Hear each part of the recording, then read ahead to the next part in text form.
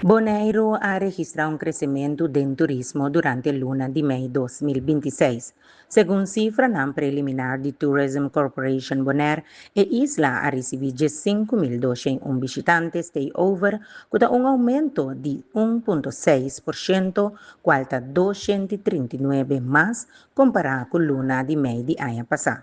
Holanda queda el mercado más grande con 6.548 visitantes, seguido por Merca con 3.966 y Corsou con 2.190 visitantes.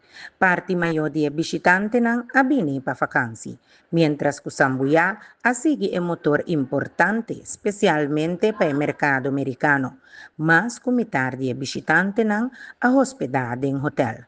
TCB indica que a cifra não refleja um setor turístico estável e que o Bonaire está mantendo sua atratividade dentro do mercado internacional mais importante.